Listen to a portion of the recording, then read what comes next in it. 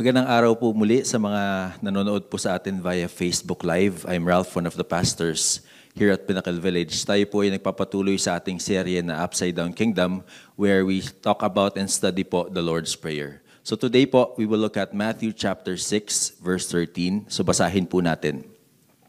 And lead us not into temptation, but deliver us from evil. So if we look at this prayer isn't just about Lord, just rescue me in temptation. Ano po, dito ho, sinasabi ho ng Panginoong Jesucristo ay, bago pa dumating sa punto na magkakasala po tayo, ang ating pong panalangin, or bago ho tayo matukso, ang tinuturo ho ng Panginoong Diyos ay, huwag niyo po ako hayaan mahulog sa tukso. Lord, rescue me from going there at all.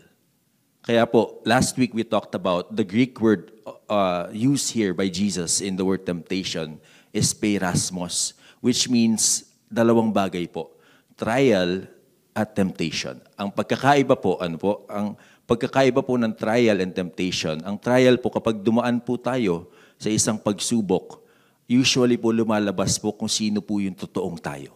Pag may problema ho tayong kinaharap, pag may challenges ho tayo na kinakaharap, bilang pamilya, bilang individual, doon ho lumalabas kung sino ho yung totoong tayo. Because a trial is a test meant to prove and improve your character. So may purpose po yung mga trial po na dinadaanan po natin. On the other hand, ang temptation naman po is a lure meant to entangle you in sin and take you down. Nakadalasan, once we give into that temptation, napakahirap na umalis. But kaya sobrang importante nitong topic ho natin today because we will find out that Jesus promised us a way out of temptation. But maganda ho din maalala po natin na ang temptation is not a sin. Hindi ho kasalanan ang tukso. Where nagiging kasalanan lamang po siya when we give in to temptation. So maybe some of us, ang tanong natin, why do I keep on struggling? Bakit patuloy pa rin ako nagsastruggle sa kasalanan, or even sa temptation? Nagpe-pray naman ako. Lord, nagpe-pray ako sa iyo, nagsisimba naman ako every week. Pero bakit ganun? Bakit may struggle pa rin na nararanasan? The reason why we struggle po with sin is because we've made a choice. We've picked a side. We've chosen a side wherein pinili po natin na isuko natin ang ating buhay sa Panginoon. That He will be our Lord and our Savior.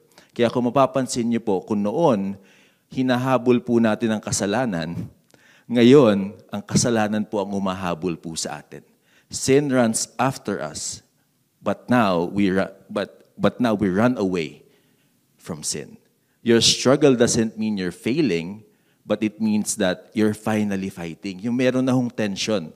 When faced with temptation, when faced with an opportunity to sin, you don't just grab it and say, sige, gusto kong magkasala. Meron ho tayong tension po sa loob. Because before, you didn't even notice the temptation. Bigla na lang mangyayari, magugulat ka na nagawa mo tong isang kasalanan na to. But now, you do because you're walking with God. Because we've started that relationship with God on a personal level. Pinili ho natin ang light over darkness. Pinili ho natin ang life over death. Because we know that the wages of sin is death. Pinili ho natin ang holiness over sin because we know our God is a holy God. And that means there's a battle going on. So normal ho yan. Lahat ho tayo dumadaan ho sa temptation. Kaya maganda ho, importante ang paalala ho ni Apostol Pablo in 1 Corinthians 10, verses 12 to 13. Sabi po niya, so if you think you are standing firm, pakinggan niyo po ang sabi ho ni Apostol Pablo, be careful that you don't fall. Because kadalasan po, ang nangyayari po sa atin kung bakit po tayo nahuhulog sa tukso, sa temptation, it's because of our pride. Proverbs 16 verse 18, sabi po in the scripture, pride goes before destruction and a haughty spirit before a fall. Because ang temptation po doesn't always come as an obvious sin. So hindi mo siya talaga makikita na kasalanan to. Before you know it, pumapasok ka na ho sa opportunity na yon, and then bigla mo malalaman, teka, mali pala itong ginawa ko. Often, it hides the most ordinary moments. Yung a glance, kaya in the scripture, I think Paul also reminded us, not even a hint. Hindi man ho yung maliit na hint ng kasalanan, hindi ho natin kailangan pasukin ho yan.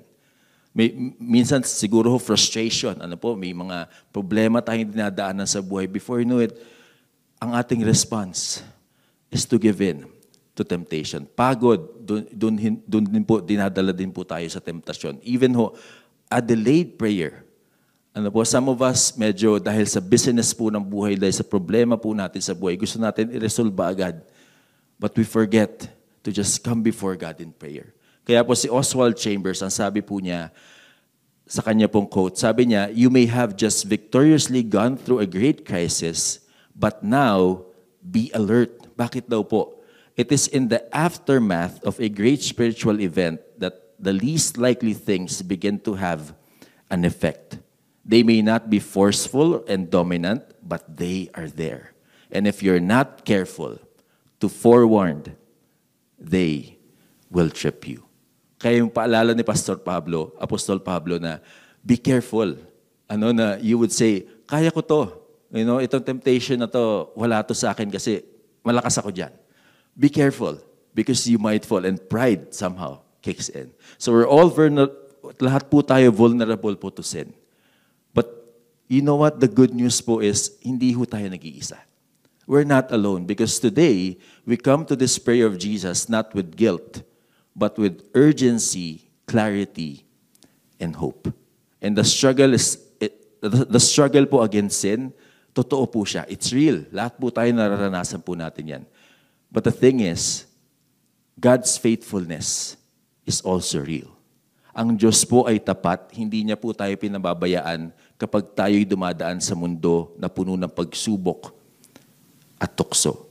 That's why, let's go back 1 Corinthians 10, Verse 13, sabi ho ni Apostol Pablo, "No temptation has overtaken you except what is common to mankind, and God is faithful. He will not let you be tempted beyond what you can bear, but when you are tempted," ito po ang pangako po ng Panginoong Jesus, "He will also provide a way out so that you can endure it." That's why itong topic na to, sobrang importante po para ho sa atin as followers of Christ. Even sa mga naghahanap pa, seeking ng isang personal relationship po sa Panginoon, importante ito na malaman na meron palang way out whenever we experience temptation. Because we want to choose God's path out of temptation and through the trials po. And if we've chosen the side of God, then we must continue to walk with Him. But of course, alam po natin, walking with God in this broken world that we live in, hindi ho madali. Marami ho talaga mga trials at challenges po tayong kakaharapin. When we face temptation in the everyday of our lives, we remember that God is faithful, that He will provide us a way out. So with a collective effort po from our team of pastors, we came up with 6 keys to taking God's way out of temptation. Una po is to recognize the process of temptation. Because sa totoo lang po, hindi ho siya usually nangyayari na we just fall into temptation or we just fall into sin because yung tukso po ay sobrang lakas. Yung gigising tayo sa umaga saying to ourselves, I wanna commit sin. I wanna commit mistakes. Hindi po. Sin is subtle, but temptation po is strategic. So if you notice, we're not born po into addiction, we're not born into problems or vices. Lahat po yan nanggagaling sa mga maliliit na desisyon po natin sa buhay. When somehow pagod tayo galing trabaho, before you know it, gusto na nating uminom. Before you know it, gusto na natin mag-party. So before you know it, yun na yung nagiging default po natin whenever dumadaan ho tayo sa trials. Pag malungkot po tayo, pag insecure po tayo, pag may pride, before you know it, we succumb into temptation and we gave in. Kaya po paalala ho in James chapter 1, verses 14 to 15. Sabi ho niya, "But each person is tempted when they are dragged away by their own evil desire and enticed." Verse 15, sabi po niya, "Then after desire has conceived, it gives birth to sin. And sin, when it's full grown, it gives birth to death." And from that scripture, let's look at the process po of temptation. Una po, ang sinasabi ho dito is, lahat po tayo may desires. But again, we have to remember, not all desires are bad. Not all desires are sinful. And napaalala ho natin kanina na being tempted also is not a sin. But kinakailangan din ho natin ma-recognize na ang desire from within is actually, dun ho kinukuha ng temptation po yung power to make that desire a selfish and evil desires. Kaya po si Skip Heitzig, isa hong pastor, ang sabi po niya, desires can be God-given, but they must also be God-governed. Because left to ourselves, we will always think of our own personal desires, own selfish desires. Kaya po ang sunod is deception. When we are enticed. Ang Greek word po dito na ginamit is literally means baited. So may pain. So sa mga nangingisda, if you're into fishing, you know this. You don't just throw your fishing rod without any bait because hindi ho lalapit ang mga isda. Pareho dito sa temptation. So may bait, may trap na ginagawa po ang kaaway para ho tayo mag-give in sa temptation. And desire on its own po is not destructive. But when partnered with deception, it leads us off the path. Yun ho yung isang dahilan kung bakit nag-give in po tayo sa tukso. Pangatlo po, disobedience. When desire is entertained and deception is believed, disobedience is born. So James po, ginamit po niya ang image po of conception and birth. A thought when nurtured grows into an act. Nagsisimula ho sa ating mga iniisip, nagsisimula po sa ating mga pinapanood, mga nakikita, and before you know it, it goes into our actions. John Mark Comer po in his book, Live No Lie, sabi po niya, every time we sow to the flesh, we plant something in the soil of our hearts, which then begins to take root, grow, and eventually yield the harvest of a deformed nature. So meron hong kaakibat ho na consequence yung ating po mga ginagawa po. Kaya po yung pang-apat is death and destruction. Ito na po yung tragedy wherein it just starts with just one click, one click lang naman, or just one compromise. Ngayon lang, Lord, ngayon lang. Kailangan ko lang talaga to. Or just one moment. It can lead to spiritual dullness, relational breakdowns, emotional emptiness, and ang pinaka-mahirap po is eventual spiritual death. Ano po yung mga examples po nito? Minsan, siguro kapag ikaw ay sweet tooth, katulad ko, so when you are tempted to eat the cake, yung parang, I deserve this kasi nag-workout naman ako, nagtrabaho naman ako, it's just food, who cares? The danger becomes turning to food for comfort instead of God. Gluttony, emotional eating, idolatry of appetite. Yun po ang isang example po. Isa pa po is when we want to rest. Pag pagod tayo, I've worked hard, I don't need to spend time with God today. Nakakalimutan na natin manalangin. Ang danger po nito is laziness, spiritual apathy, neglecting God's presence. Yun po yung sasabi natin na maliliit na bagay, hindi natin napapansin. And then before you know it, naging habit na ho natin. Pangatlo po na example is, I want to feel close to someone. Pag lonely ka, maybe God understands, I need intimacy. A little compromise won't hurt. Lang naman to, isang beses lang. And the danger is pornography, emotional affairs, kung may asawa ka na, sexual sin, misplaced dependence. So before you know it, yun na yung habit mo. Whenever pagod ka, whenever you feel lonely, instead of coming before God and not giving into temptation, yun na yung ginagawa po natin. Yun yung sinasabi ni James na once conceived, it leads to death. Pang-apat po is, I want to be right. It's not pride, I'm just speaking the truth. Maybe some of us, that's our trial, our testing. Iba-iba ho tayo eh. May iba sa atin, hindi ka sweet tooth, so walang challenge sa'yo yung cake. But maybe itong challenge sa'yo. Ang pride, the danger is bitterness, arrogance, division. Ang panghuli po is, I want control. If I don't handle this myself, everything will fall apart. But the danger is anxiety, manipulating people, and ang pinakamahirap din po is yung lack of trust in God. And yung 5 po na yun, ang importante po dyan is, maalala po natin na sin doesn't just come overnight. It starts with that small choices and somehow begins. It becomes a habit. Kaya po, the more it repeats, the more it roots, and the more it roots, the more it rules. Kaya si Tom Holliday po, pastor po ng Saddleback Church, nagbigay ho siya ng mga questions to ask para ho ma-recognize natin yung process or yung pattern po ng ating temptation. Pag tayo po ay nahuhulog po sa tukso. Una po is, tanongin ho natin ang ating sarili, when am I most tempted? Kailan ba ako natitempt? Pag pagod ba ako? Pag stress ba ako? O pag wala akong ginagawa? Pag I feel like life is boring? Pangalawa is, where am I tempted? Saan ako natitempt? Pag mag-isa lang ako sa kwarto, pag nasa gym, of course, sa school, anything that you feel that you get tempted, we have to recognize that. So we can actually cut that pattern. Pangatlo po, who is with me when I'm most tempted? Tayo ba, ang problema ho natin is isolation. Pag mag-isa ako, that's where I get tempted. Or yung iba naman, pag kasama ho yung kaibigan, that's where they get tempted. Hindi naman sila talagang umiinom, for example, but because kasama nila kaibigan nila, the tendency to just go with the flow and just follow what their friends are doing.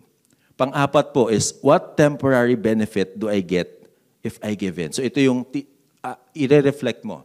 Ano ba yung nakukuha ko dito pag nag-give in ako sa temptation? Probably quick pleasure. Right? After that, your problem hindi naman talaga ho na-solve. Naalala ko yung isang kaibigan ko na sinasabi niya, uminom ka lang, pare. Uminom ka lang, kaibigan, makakalimutan mo yung problema mo. I was like, I tried, but hindi. Andun pa rin mo siya. Nakalimutan mo, but it's still there. That's just quick pleasure. How do I feel before I'm tempted? Yun yung isa din natin kailangan tanungin. Ano ba yung nararamdaman ko? Baka naman malungkot ako. Baka naman heartbreak. Baka naman sobrang overwhelming ng trabaho. Kinakailangan ho natin yun ma-identify. Para po, pag dumaan ho tayo sa temptation at trial, hindi ho tayo magdi-default towards that. Kaya po, recognizing the process of our temptation, kadalasan po, nagsisimula po ito sa isang maliit na compromise until it becomes our default. Pangalawa po, request the help of the Holy Spirit. Dito po makikita natin, hindi ho tayo mag-isa in fighting this battle with temptation because God is with us. Not just as a distant observer, but through the indwelling presence of the Holy Spirit. John 14 verse 26, sabi po, but the advocate, the Holy Spirit, whom the Father will send in my name, will teach you all things, lahat po, lahat po ng bagay, and will remind you everything I have said to you. So when Jesus left po, He didn't leave us powerless. He gave us the helper, the advocate, and the Spirit of truth to strengthen us, counsel us, and remind us of what's true when temptation whispers lies. Because that's what the enemy does. He just gives us lies after lies, deception after deception. And if we don't have the truth in us, the more that we will give in to the temptation.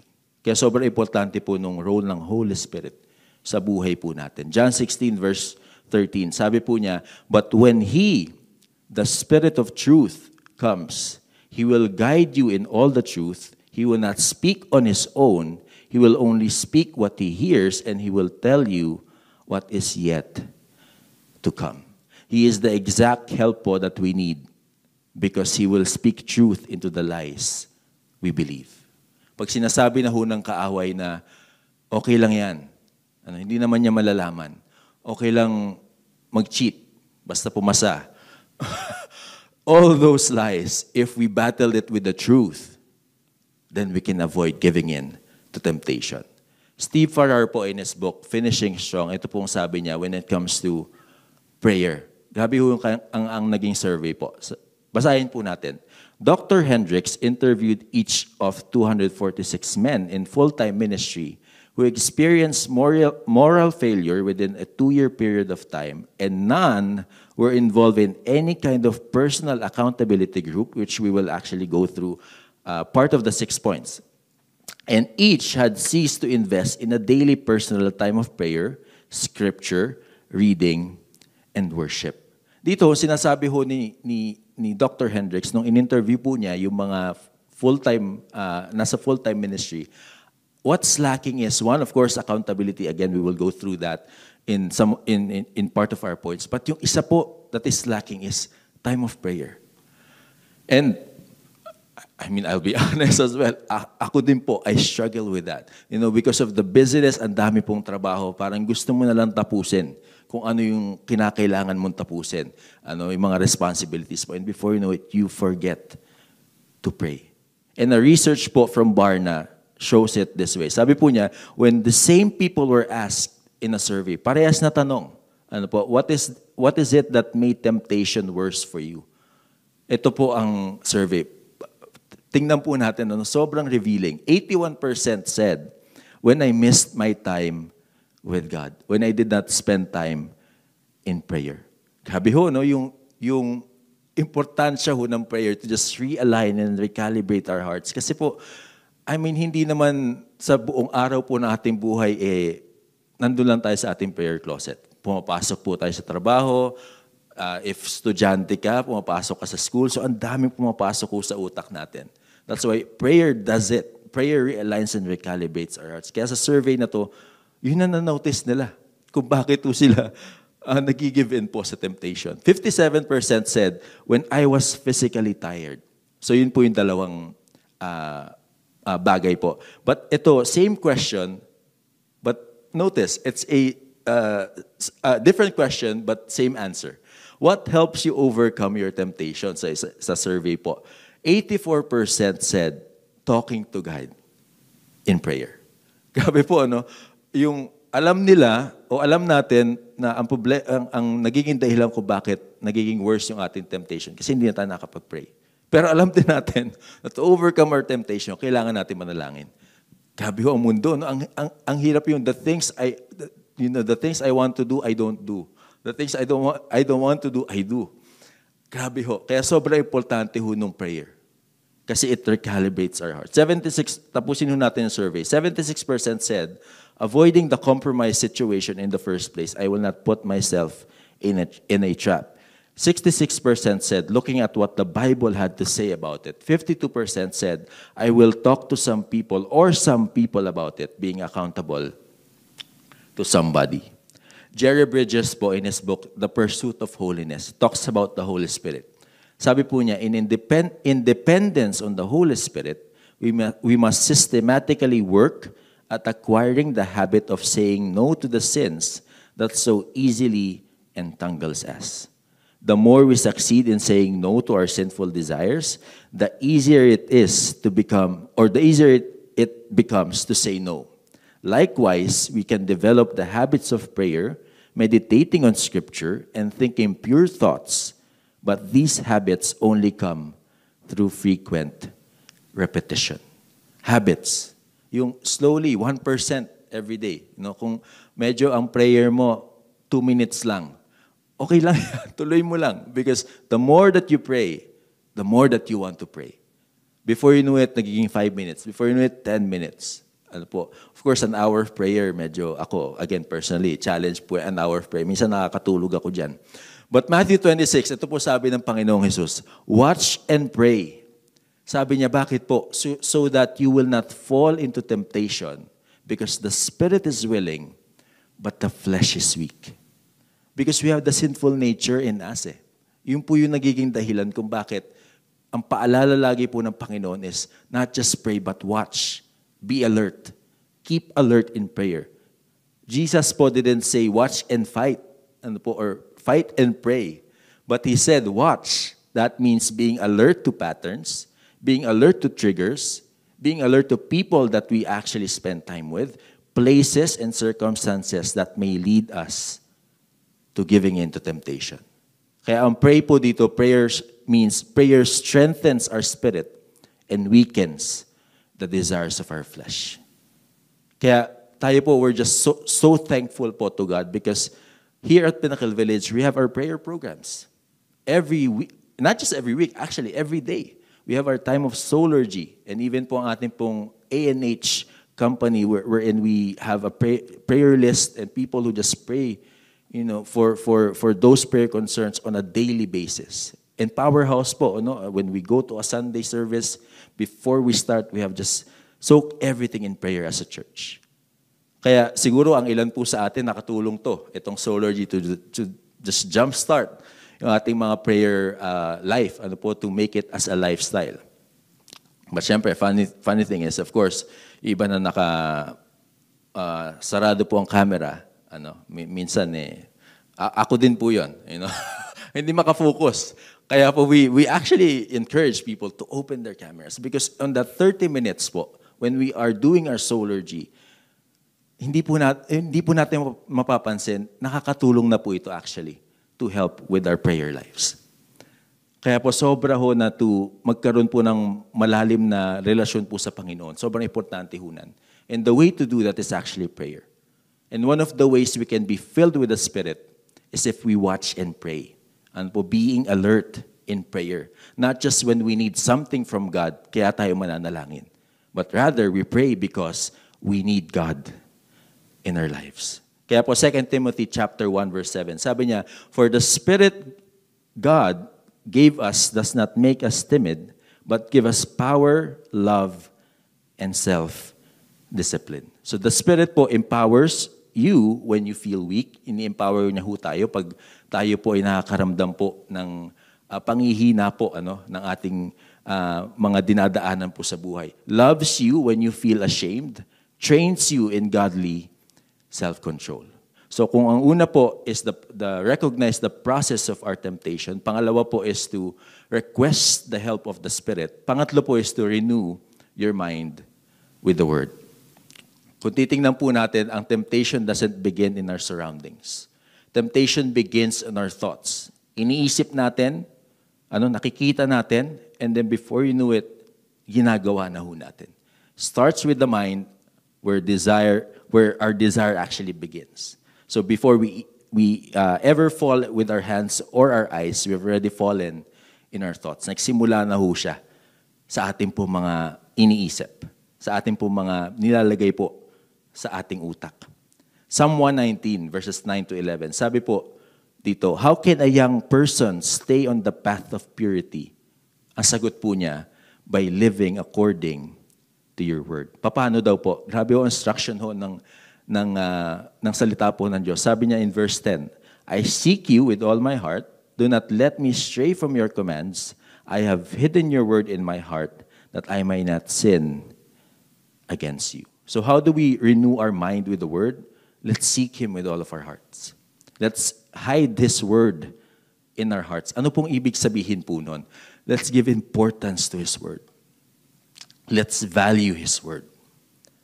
Para ho, whenever lies come into our minds, into our thoughts, we can counter it with the Word of God. Because the Word of God is more than information, it is transformation. It doesn't just tell you what's true, it helps you desire what's true. Kaya po in Philippians chapter 4 verse 8, sabi ho ni Paul, "Finally, brothers and sisters, whatever is true, whatever is noble, whatever is right, whatever is pure, whatever is lovely, whatever is admirable, if anything is excellent or praiseworthy," paalala po ni Apostol Pablo again, "think about such things." Because God's word refocuses our minds. And po, it realigns our perception, which shapes our emotion, which influence our decisions, and eventually which produces our actions. So renewing our mind is the beginning of renewing our life. Sobrang importante po ng salita po ng Diyos. 2 Corinthians 10 verse 5. Sabi po, again, "We demolish arguments and every pretension that sets itself up against the knowledge of God, and we take captive every thought to make it obedient to Christ." Sobrang importante, take captive of every thought. Kasi po kung hindi, sometimes it slips our mind. It slips, our thoughts, and before you know it, ayun na nga, it will lead us into temptation. 2 Corinthians 11 verse 3, sabi po niya, your minds may somehow be led astray from your sincere and pure devotion to Christ. Kaya importante to take captive every thought. Mga pinapanood natin, mga pinakikinggan po natin. Ano po? Because temptation is always rooted in deception. The devil doesn't need to overpower you. He just needs to mislead you. Yung tipong nakakalimutan mo na mag-pray. Kanina nabanggit po na, nakakalimutan mo ng basahin ng salita ng Diyos. Doon ho tayo, inaatake po ng kaaway. That's why we need the Word of God. We don't fight deception with willpower. We fight it with truth. Ephesians chapter 6 verse 17. Sabi po ni Paul, take the helmet of salvation and the sword of the Spirit, which is the Word of God. Because ang salita po ng Diyos, yan po yung ating panlaban. That's our weapon. Because Jesus Himself, remember po in Matthew chapter 4, when He was tempted by the devil 3 times in the wilderness, every time Satan tempted Him with lies, Jesus replied, it is written. Jesus replied with the Word. He used the Word to defeat temptation. And so are we. Ano po? So that's why question is, what are we feeding our minds? Not just our physical diet affects our body. It's also our mental diet. It affects our soul. What we feed our minds, eventually, we become. Ano po? So kaya, what are you watching? Maybe ask ourselves, what are you listening to? What are you scrolling through? Pag medyo tapos ka na sa work, nakauwi ka na, punta ka sa phone mo, anong ini-scroll mo? Who are you learning from? Sino yung pinakikinggan po natin? Because you can't fill your mind with garbage and expect to live in freedom. You can't consume the world's content all week and expect Christ's victory on the weekend. Na pag Sunday, okay na. Basta Sunday, alam ko magiging okay na to. Hindi po. Again, small choices count every day of our lives. Kaya don't blame even the algorithm ng iyong phone, ng mga pinapanood, because the truth is, we created that pattern. That's the truth. That's why, therefore, we have to renew what we're doing. Renew our minds with the Word of God. Isang quote nga po, sabi is, if you're not spiritually fed, you'll be emotionally led. Lahat na ng mga desisyon natin, instead of guided by the Holy Spirit, is just guided by our emotions. Kaya pa lonely ako, okay lang, one time lang to Lord, ngayon lang, emotionally led. J.C. Ryle in his quote, sabi po niya, the chief weapon we ought to use in resisting the lies of Satan is the Bible. 3 times the enemy tempted Jesus, 3 times Jesus replied with the Scripture. Pang-apat po, reach out to a friend. Ecclesiastes chapter 4 verses 9 to 10, CEV version. Sabi po, you are better having a friend than to be all alone because then you will get more enjoyment out of what you earn. If you fall, your friend can help you up, but if you fall without having a friend nearby, you are really in trouble. This reach out to a friend is not just barkada, sama ka sa barkada mo, but it's more of accountability.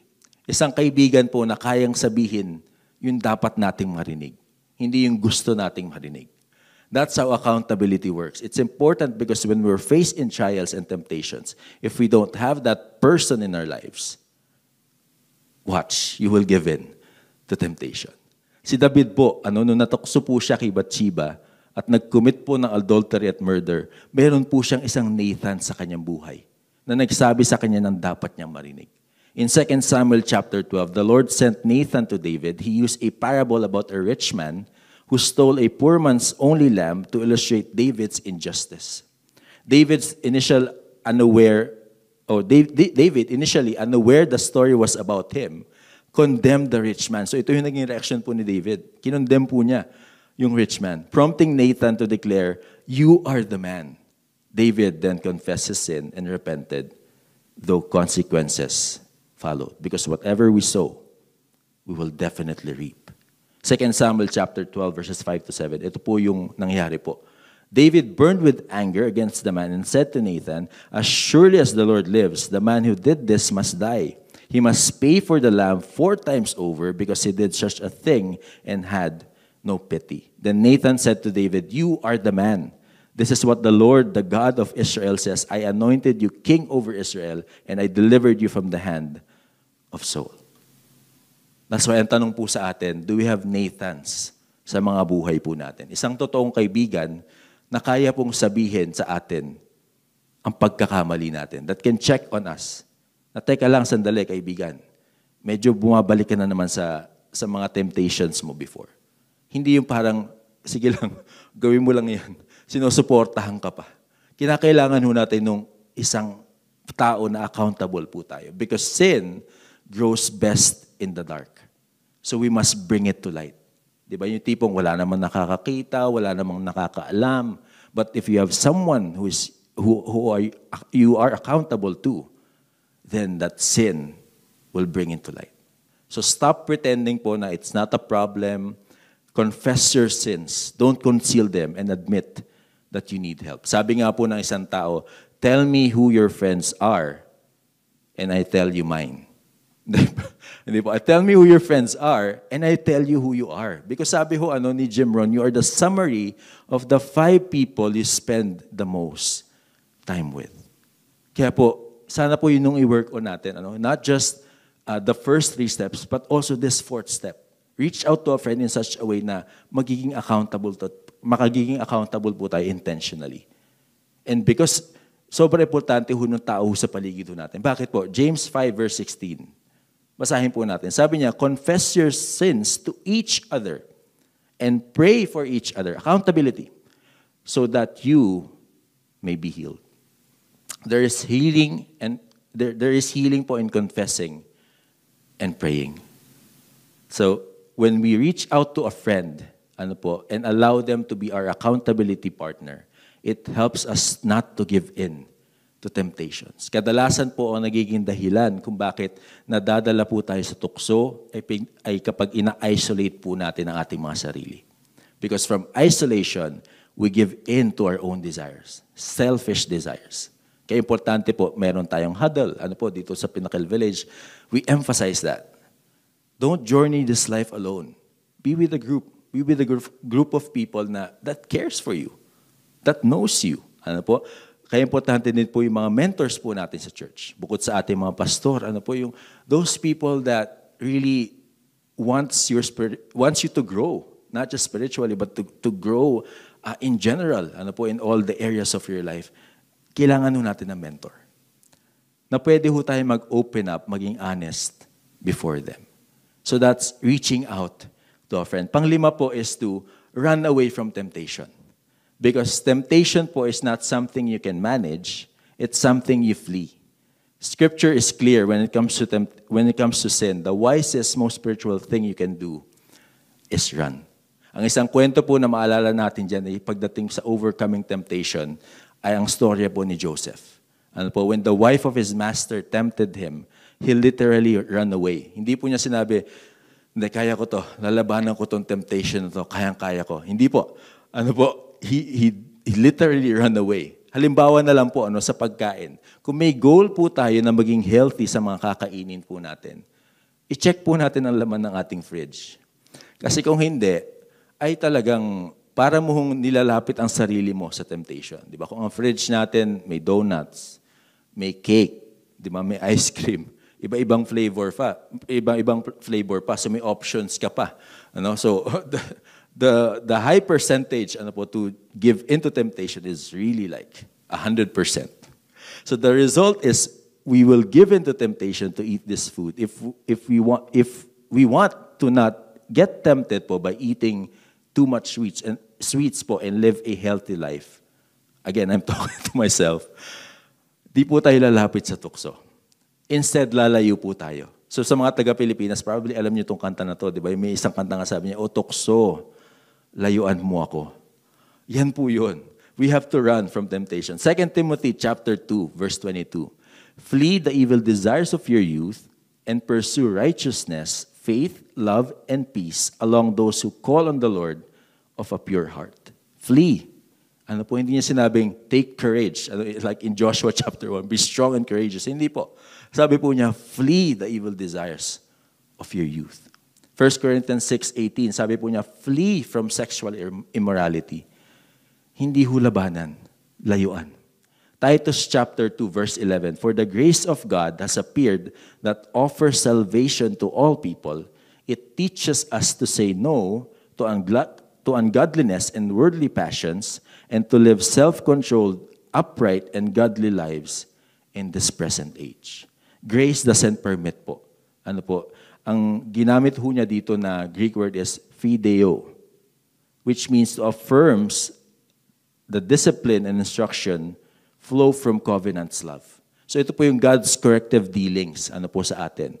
Na ang aim po nito is holiness, repentance, and perseverance. Kaya po whenever we receive hardships, ano po, as God's tutoring for our holiness, or pag nakaka-receive po tayo ng mga discipline, ano po, mula po sa ating Panginoon, we should actually take that. Because mahal po tayo ng Panginoon. Yun yung pinakadahilan po nun. Because the Lord disciplines His children. So yung pagmamahal ho niya sa atin, doon ho niya actually binibase kung bakit niya ho tayo dinidisiplina. Psalm 34 verse 14, sabi po niya, turn from evil and do good, seek peace, and pursue it. Si Dietrich Bonhoeffer po, sabi po niya, Satan does not here fill us with the hatred of God, but with forgetfulness of God. Ito yung nabanggit ko kanina na a lot of times, it's the busyness of our lives that actually pulls us away from God. It's the same thing as sin. Ano po na, kasi ang pinaka-purpose po ng dalawa na yon is para ho, malayo ho tayo sa Panginoong Diyos. Patuloy po, sabi niya, it is here that everything within me rises up against the word of God. Therefore, the Bible teaches us in times of temptation in the flesh, there is just one command. Flee. Flee fornication, flee idolatry, flee youthful lust, flee the lust of the world. There is no resistance to Satan in lust other than flight. Every struggle against lust is one's own strength is doomed to failure. Proverbs 6 verse 27, sabi po niya, can a man scoop fire into his lap without his clothes being burned? Because sin po never just happens. It just never happens overnight. It comes from a nurturing temptation, as we've mentioned earlier, one small choice after another, and then before we knew it, we can't get out anymore. It's hard to get out anymore. Again, the more it repeats, the more it roots, and the more it roots, the more it rules. Last po in the step is to return back to God quickly. And if we will be honest with ourselves, ano po, when we fall into temptation, our first instinct often po is to run to God. Isn't to run to God. Baliktad, ano? Hindi yung tumakbo ho tayo sa Panginoon, but to hide from Him. Magtago ho sa Kanya. Because sometimes ito nararamdaman po natin. We feel dirty, we feel unworthy, we feel defeated. Ano po, shame whispers in us. You're a failure and guilt says you should know better. But here's the truth po, that the enemy doesn't want you to believe. That God's love never left. Even though ho, bumagsak ho tayo one time. Kadalasan, ang isip natin, I already gave in, so why not do it again? Ano, nagkasala na rin lang ako, gagawin ko na lang uli. Instead of just running back to God, quickly back to God, we fall to that default of shame, guilt, the lies and the deceptions of the devil. That's why 1 John 1 verse 9, sabi po niya, if we confess our sins, so when we fail, when we messed up, instead of just nagmumukmuk tayo, instead of just, wala tayong ginagawa, but just succumb to the temptation, sabi ho dito, confess our sins. Go back quickly to God. Bakit po? Because He is faithful and just, and He will forgive our sins and purify us from all unrighteousness. Craig Groeschel po, sabi niya, every temptation is an invitation to depend on Christ. So depende na lang ho yan kung paano ho natin gagamitin ang temptation po in such a way that it can actually do its purpose. Because sa totoo lang, whenever we're tempted, if ang ating response is maging malapit ho sa Panginoon, imagine po, then we will always pray. We will always renew our mind with the Word of God. We will reach out to a friend. So Romans 5 verse 8, sabi niya, but God demonstrate His own love for us in this, that while we were still sinners, Christ died for us. James Tucker po in his book Temptation, sabi ho niya, Satan, the great tempter, has two lies with which he pursues us at two different stages. Ano po? So yung isa, yung pagka you have given into the temptation, ito po yung sinasabi niya. Before we have fallen, so bago ho tayo mahulog po sa tukso, sinasabi ho niya, before we have fallen, he tells us that one fall does not matter. Okay lang yan, isang beses lang naman yan eh. Yan ang sasabihin ho ng kaaway ko sa atin. And then he says, it's just a little matter and we can easily recover ourselves again. Pero after po, after humahulog tayo doon sa tukso na yon, now he tells us, it's hopeless. Wala na, that we are given over to sin and do not attempt to rise anymore. Both are false. Di ba? Yung parang wala ka ng pag-asa, wala, nagawa mo na yan, nagkasala ka na, hindi ka mahal ng Diyos. Both po are false. Because the Spirit convicts, Satan condemns. Kaya po Joel chapter 2 verse 13, sabi niya, and rend your heart and not your garments. Now return to the Lord your God, for He is gracious and compassionate, slow to anger, abounding in loving kindness, and relenting of evil. Luke 22 verse 32, sabi ho niya, but I have prayed for you, Simon, that your faith may not fail, and when you have turned back, strengthen your brothers. Peter failed, but Jesus already had a plan for his restoration. Jesus redeems, Jesus restores. Kaya po Timothy Keller, sabi niya, one of the ways in which people stay in absolute bondage to temptations now is because they feel so guilty about their past. But ang ganda ho ng paalala po ni Tim Keller, sabi niya, don't you know that God loves to make people who have had the worst past into showcases of His grace. So from the beginning, God has given us stories po of people in the Bible who have messed up, yet met with God's mercy when they turned back to Him. Maybe you can relate in some of these people po. Let's just read it together po. David, who committed adultery and murder, yet was still called a man after God's own heart when he repented. Peter, who denied Jesus 3 times but was restored by grace and used to lead the early church. Samson, who gave into lust and pride, yet in his final moments cried out to God and fulfilled his purpose. Jonah, who ran from God in rebellion, but was given a second chance to obey and preach God's mercy. Moses, who was in a moment of anger killed a man and ran and hid for 40 years, only to be called from the wilderness to lead the entire nation to freedom. So there's one thing they all had in common. They fell into temptation, but when they turned back to God, He redeemed them. And tayo po, we've all fallen short. We've all messed up before our God.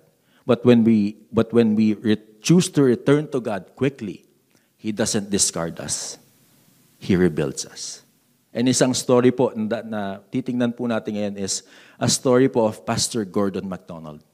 He was a very well-known pastor, author, and Christian leader, serving as president of InterVarsity Christian Fellowship and leading one of the nation's largest churches. But ito po nangyari. But before speaking at a college commencement, he was asked if Satan could ever bring him down. Confidently, he said, all sorts of ways, I suppose. But I know there's one way he wouldn't get me. He'd never get me in the area of my personal relationships. That's one place where I have no doubt that I'm as strong as you can get. Ito yung paalala po ni Apostol Pablo. Take heed lest you fall. Be careful. And shortly after, he fell into an extramarital affair. A chain of seemingly innocent choices became destructive. Each choice easier, each becoming darker. And then my world broke in a very area I predicted I was safe. MacDonald confessed publicly. He resigned. He entered to a 2-year restoration process. He withdrew from public ministry. He allowed trusted leaders in his church to shepherd him through confession, spiritual discipline, and accountability. Notice, all of this are part of the keys po of a way out into temptation that we're talking about today. And in his brokenness, he encountered grace. Ito po ang sabi niya when he came into his brokenness po. Sabi niya, an old gospel hymn says, mercy there was great, and grace was free. The God of the Bible is a God of the rebuilding process, and not enough broken people know that. And years later po, he was restored and used his story to help others, including high-profile leaders such as President Clinton. He challenged them to take responsibility, name their sin, and walk through real accountability. Kaya sobrang importante nun yung reaching out to a friend. Because you cannot do it alone. We need people with us as well. Ito ang sabi ho ni Gordon MacDonald, I am a broken world person because a few years ago, I betrayed the covenants of my marriage. I know what it is like to live with a secret, and I know what it is like to live once again in the light. He returned quickly back to God because God is faithful. He is able to redeem us. He is able to restore us. That's why his story po reminds us, no one is immune to temptation, even in our stronger areas. Even as a pastor, di ba yung lagi nagpipreya, malapit sa Diyos yan, hindi matetempt yan. But no one is exempted. But more importantly, we also have to remember, no one is beyond the reach of God's grace. Sa grasya ho ng Panginoon, even though when we were still sinners, He already loved us. He already pursued us. Kaya in 1 Corinthians 10 verse 13, sabi again ni Paul, no temptation has overtaken you except what is common to mankind. And God is faithful. He will not let you be tempted beyond what you can bear, but when you are tempted, He will also provide a way out so that you can endure it. So first, what we need to do is recognize the process of temptation. Putulin ho natin yung mga patterns, identify it, and just cut it. Request the help of the Holy Spirit. Live a life of prayer. Keep watch. Keep alert in prayer. Request the help of the Spirit. Pangatlo po is to renew your mind with God's Word. Na sana po hindi lang natin binabasa ang ating Biblia pag may kailangan po tayo or pag may free time po tayo. Reach out to a friend. Intentionally allow that friend to be your accountability partner. Panglima po is to run away from temptation. Don't put yourself into that situation. Pang-anim po is to return back to God quickly. Because knowing that our God is faithful, our God is able, and our God redeems and restores us whenever we fall into temptation. So as we end po, let's listen to this song as our response to Him. And whatever it is that is hindering us from our fellowship with our God, let's surrender it before Him and just allow Him to speak into our lives. Let's sing this song po together.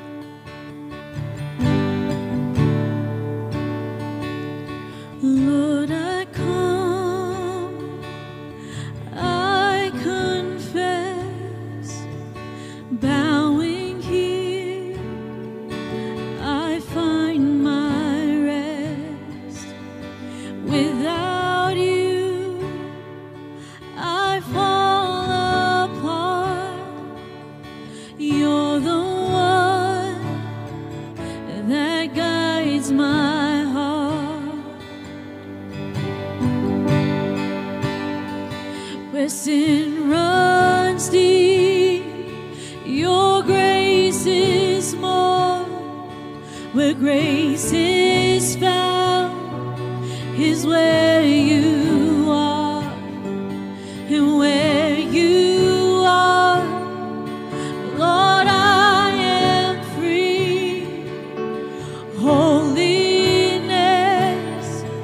is Christ in me. We sing together.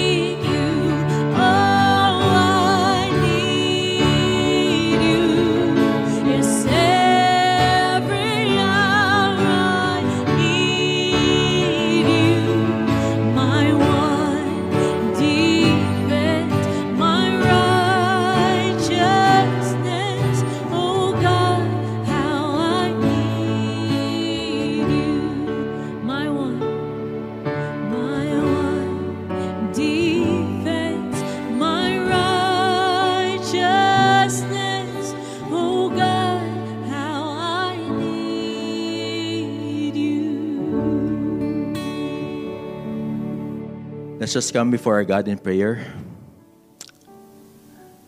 Father, we thank you, Lord God, Panginoon,